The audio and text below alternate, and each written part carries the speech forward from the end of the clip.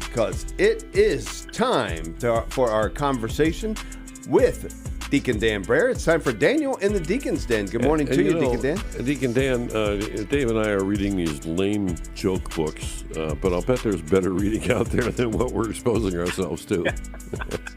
Yeah, that wouldn't be hard. It wouldn't. I like pictures though. There's a lot of good reading material out there. It's funny.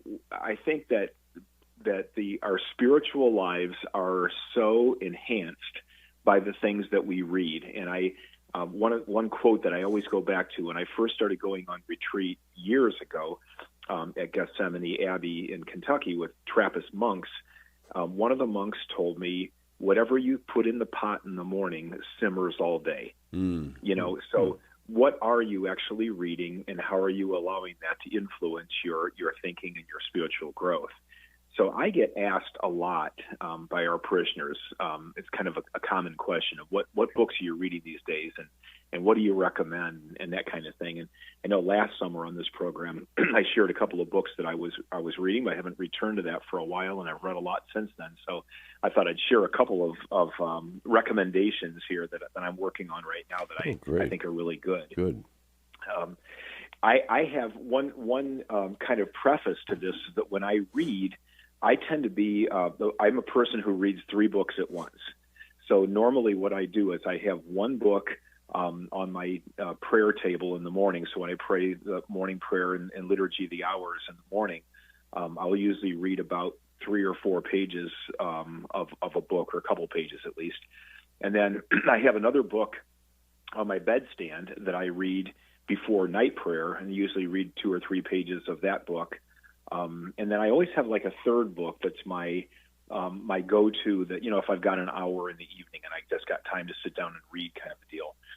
Not everybody does that work for. Some people really need to stay focused on one book. I just kind of like the variety. But you'll notice here that emphasis on 2 or 3 pages a day. It's not like I'm trying to read multiple chapters every day, as long as I can get a couple of pages of things to pray about. So my morning book and evening books right now are the ones I want to talk about. The one I'm reading in the evening actually is called The Power of Silence, and that is the book by Cardinal of Africa. And it's kind of become a sort of an instant classic. It's not been out for all that long, maybe, 5 years or less. But basically in his book, what he argues is that we feel in our culture far too much pressure to fill the background of our lives with noise.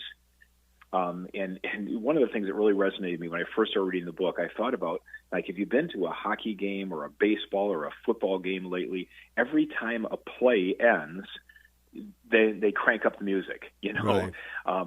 We can't actually sit between 2 innings of a baseball game without there being some kind of a contest going on in the field that they got to keep us occupied, because nobody wants to sit in silence for 3 minutes, Yeah.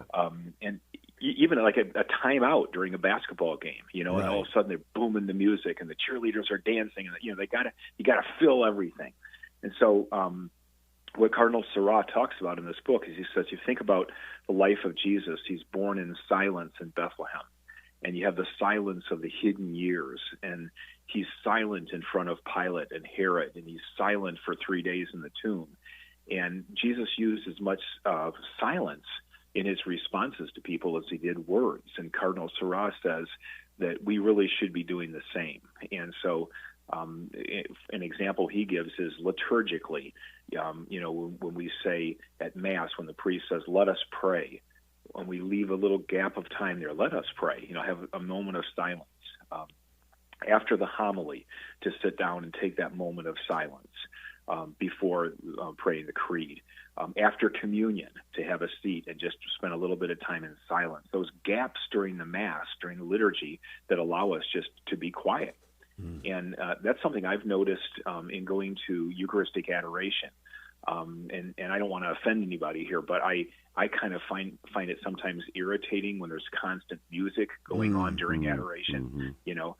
Sometimes you go to a Eucharistic adoration, there's like a praise and worship, and I love praise and worship music. It has a place, but if during that whole hour all we're doing is singing songs and doing music, and I don't have any time for silence, again, what am I doing? I'm just filling my life with yet more noise. Right. And sometimes we just need that time to be alone with Jesus to build our relationship, and say that noise kind of gets in the way.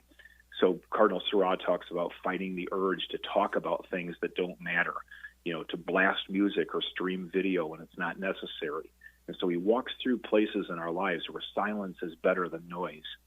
And I think it really does make you think. So that's the one, the first one that I would recommend. It's called The Power of Silence by Cardinal Seurat, S-A-R-A-H. Looks like Sarah, but it's pronounced Seurat. Mm-hmm. The other book I'm working on right now is by Father Michael Casey. And I've talked about him before. In fact, last summer, I was reading a book that he wrote on Psalm 119, which is the longest psalm. He's a Trappist monk in Australia. And I love that book so much. It's actually called The Longest Psalm, that I look for another book by him that would do something similar, because what Father Casey tends to do is to write books where they're in little kind of nugget-sized chapters. So, you've got a couple pages on this and a couple pages on that, and so it's like a daily reflection. And his book is called 74 Tools for Good Living. And what he does, he takes chapter 4 of the Rule of Benedict, and in the Rule of Benedict, he gives these. Saint Benedict gives 74 things that we should do, as to live our lives better. And they were originally intended, of course, for a monastic community.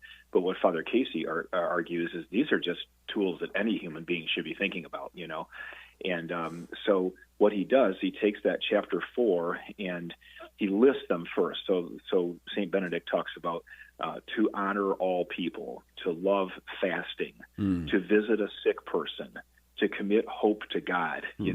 He just basically gives like 74 rules to live by. Oh, neat. And what Father Casey does then is he takes each one of those 74 tools and he presents anywhere from like 2 to 5 pages on the tool and kind of, breaks it down. And so you can kind of take like today's, the reading I read this morning was about harboring anger.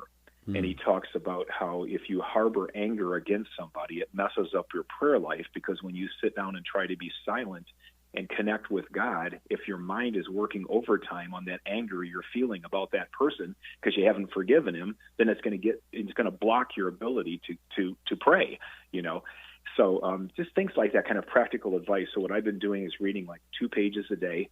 So if the section's longer, I might spend 2 or 3 days to complete it.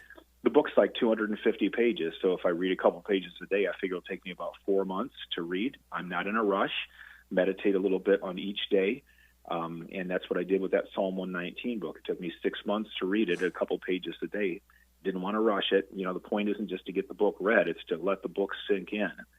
So those are recommendations I'd have, not only for books to read, but also as ways to read books. I think it's too easy to get caught up in the trap of, I've got a 500-page book or a 200-page book, and I don't have time to read a 200-page book. Well, you don't, but you have time to read 2 pages. Right. And if you read 2 pages a day for 3 months, you'll get through the book, But that second book, Father Michael Casey, it's called 74 Tools for Good Living. So I would recommend either one of those books. Those are the 2 kind of go-tos that I'm working my way through right now. Love that. And I love Cardinal Seurat's book, too. That's one of those books that it's taken me, I think I got it when it was fairly new, and I'm still not finished with it, because you're right. I can do a couple pages, and then after that I need to move on to something else. But it's such richness, and there's so much to learn from it, and because it takes time for all of that to sink in and ruminate,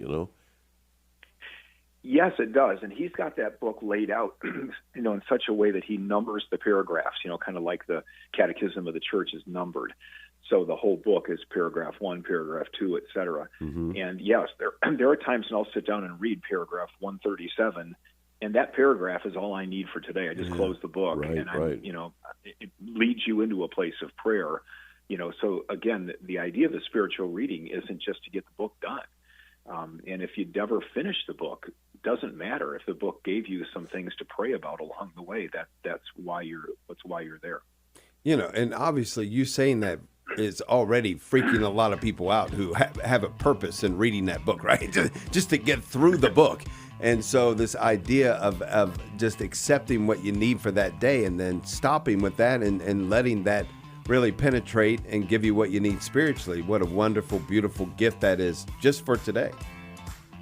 Yeah, I think I've quoted on here before Thomas Merton that said if you take a spiritual book and you pick it up and simply read it cover to cover and say, now I'm done, you've completely missed the point of that book. Right. That it's supposed to be read it until it moves you and then put the book away for the day, maybe for the week, and pray on it and just keep going back to it. And eventually you'll finish the book, but the point is not to get it finished.